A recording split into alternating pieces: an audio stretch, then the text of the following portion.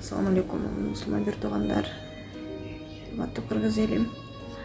Мен Абдикеримова Зирегүл Махмутова Алияна апасы. Биз азыркы учурда Ош балдар ооруканасынын онкология бөлүмүндө жатабыз.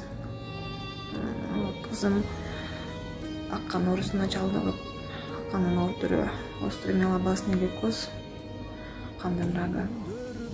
6 айдан бери 6 курс химиотерапия алып өттүк. Жыйынтыгында биз жакшы жаңылык күткөнбүз. Бирок тилекке каршы костный мозг өзүнүн ишин жасай албай, костный мозг иштебей, химиянын жыйынтыгы болбой калганына байланыштуу Турция мамлекетине барышыбыз керек болуп атат. Ал жака барыш үчүн бизге жалпысынан химиотерапиябыз үчүн 60.000, трансплантация костный мозга кылыш үчүн 90.000, $100.000 тегерегинде деп прайс беришти. Сиздерден суранарыбыз, кызымдын өмүрүнө кайдыгер карабай, 1 сомдон 5 сомдон 10 сомдон коңуңуздөн чыккан акчаңыздарды берсеңиздер. Кызым болгону 7 жашта. Эне катары карап отуруш мен үчүн өтө оор. Биз буга чейин 3 жаштагы кызыбызды ушундай эле диагноз менен жоготконбуз. Азыр болгон күчүбүздү жумшап атабыз.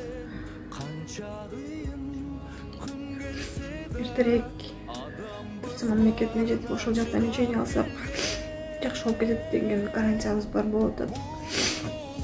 3-август буюрса Турция мамлекетине кирген профессордун өзүнө жолугабыз. Бирок азыр учурда дагы токтоп турбастан анализдерин жөнөтүп атабыз.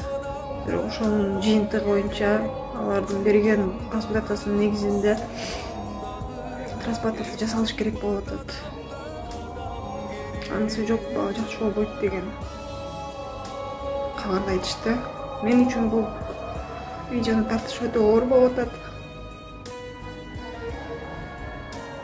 Ар бириңиздерден жардам күтөбүз.